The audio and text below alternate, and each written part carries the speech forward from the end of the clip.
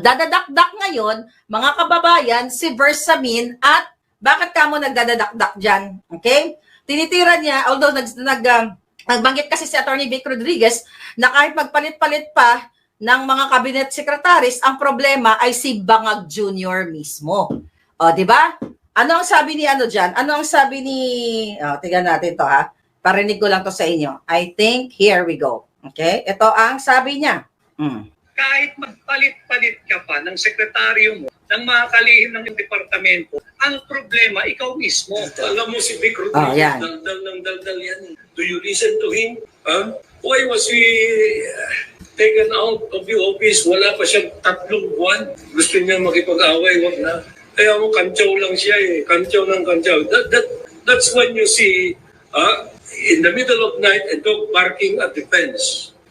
Wala naman to kwenta. Alam mo, daldal si Atty. Vic, nag-iingay lang daw, ganun. Yan po ay kasinungalingan. Okay? Dahil yung mga statement ni Bersamin, pasalamat na nga lang tayo, si Vic Rodriguez ay nilisan yung mga demonyo niyang dating kasama. Naalala niyo ba yung Sugar Order number 4? Diba? Diba may lumabas sa Sugar Order number 4, Sugar Regulatory Administration or SRA, noong August 2022.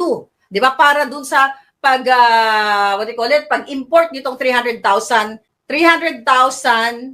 metric tons na asukal. Di ba? Para daw matugunan yung problema natin sa asukal. Di ba? Anong ginawa doon? Nagkaroon ng problema na binawi ng Malacanang atong Sugar Order number 4 kasi daw hindi ito inaprobahan ni Bangag Jr. Di ba? Tapos later on, mga palangga, ano nangyari doon? Pinatawag si Atty. Vic Rodriguez, 'di ba, sa Senate. At itong Sugar Order number 4 na ito ay nung panahon ni Vic Rodriguez, at least yan ay pinahuli niya yung mga smuggler. Naalala niyo, balikan niyo yung mga balita. Pinahuli ni Vic Rodriguez yung mga smuggler, 'di ba? Nag-resign pa nga yung mga tao doon eh, nakalimutan ko na yung pangalan. Okay? Mga pangalan doon ng I think si DA Undersecretary Sebastian, di ba? Tapos ano ginawa ni Lucas Bersamin? Nung siya nag-resign na nga si Atty. Vic dyan, di ba? Dahil alam nyo na yan, nasa book ni Atty. Vic Rodriguez yan. I hope meron kayo kopya nito, ano? Okay? Andyan lahat ang kwento, ng totoong kwento, mga ebidensya ni Atty. Vic Rodriguez. So ano naging papel ni Bersamin? Si Bersamin, ano ang nangyari kay Bersamin? Hindi ba, mga palangga, wala pang Sugar Order, yung number 6 naman, ay nakapasok na itong mga asukal, mga illegal na inimport ng 3 company, Sukden Philippines, si Escaler, di ba?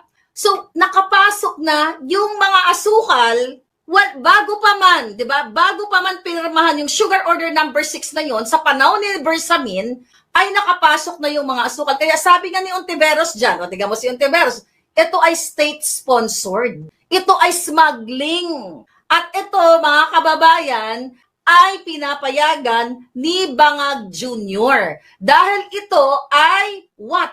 Ito ang business ni Bangag Jr. Ang smuggling. So ngayon binabatikos ni Bersamin, si Atty. Vic Rodriguez, palibasa, bawat galaw ni Bersamin, mga kababayan, ay utos ni Lisa Tanas. Naalala niyo yon? Ngayon, naalala niyo napakaingay ni ni Ontiveros, 'di ba? Na bakit daw itong SRA na ito, Sugar Regulatory Administration, ay hindi pa man lang napirmahan ay dumating na ang mga asukal kasi nga ay mga kasabwat ni Lisa Tanas. Naalala niyo ang expose ko, hawak ko yung 2 cheque na binigay kay Lisa Tanas ni Escaler. Okay, hawak ko yung cheque niya nung campaign period. Yung kanilang ayuda kay Lisa Tanas during the campaign ayuda or campaign fund. I forgot, i-google nyo nga kung nakasama sa report nitong report ni Bangag kung si Escaler ay isa sa mga donors. Hindi ko na-check bago tayo mag-vlog. So ganun pa man, mga kababayan, itong si Bersamin, talagang ganyan, talagang kakalabanin niya or magsasalita siya ng masama against kay Atty. Vic kasi nakikinabang yung hinayupak na masyondang yan. Di ba? Nakikinabang siya sa state-sponsored smuggling business ni Lisa Tanas at ni Bangag Jr. Malinaw po yan, okay, na nag-import na ng asukal, even mga bigas, bago pa dumating ang Sugar Order number 6. Balikan nyo ang report ni Ontiveros. Pero dahil ngayon tahimik na si Virus, alam nyo na.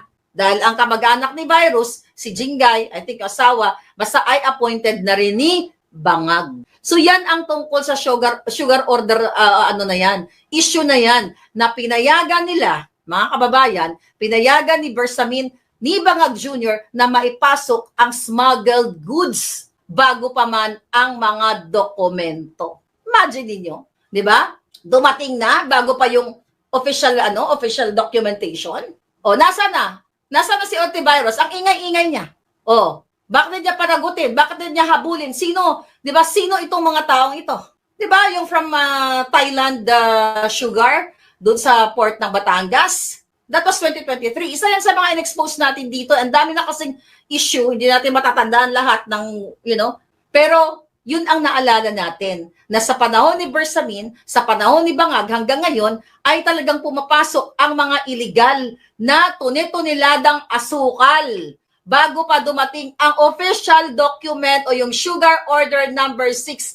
That was 2023, mga kababayan, dahil ang gobyerno ni Bangag ay what?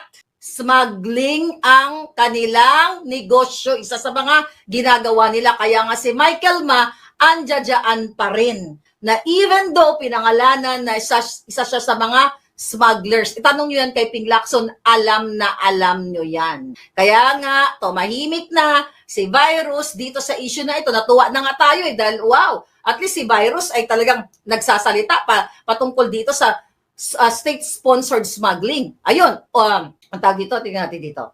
Yeah, All Asian Trade, ito All Asian Trade, Edison Lee Marketing, okay? Yan yung mga companies, All Asian Trade, ayan, Edison Lee Marketing, tsaka Sakden Philippines. Yan yung tatlong yan. Pinakita na natin sa inyo dati yung mga key personalities dyan. Okay? Na si Bersamin, mga kababayan, at si Bangag ay magkasabwat dyan sa Sugar Order number 6 na yan. Ulit-ulitin natin na pinapasok nila ang smuggled goods without proper o without official documentation. So malinaw yan sa sikat ng araw na ginugoyo kayo, ginagago kayo ni Bersamin at ni Bangag. Diba? Kasi sabi niya dito, natin yung article, yun na nga, nabanggit niya pala kanyan, gusto doon ni Atty. Vic makipag-away, wala naman nakikipag-away. Diba? Hindi naman nakikipag-away si Atty. Vic, mga kababayan. Okay, sabi ni Gigi De Vega, Ontiveros as a hypocrite at NPA. Ayun na nga. Diba, dapat nga matutuwa tayo kay Virus. Dahil since birth pa lang yan, anti-Marcos na yan. Pumupunta na yan sa kalsada, nagrarally na yan. Pero walang ginagawa ngayon kasi nga nakikinabang sila kay Bangag Jr. Dahil ang Dilawan at Pulawan at ang NPA nagsasanib puwersa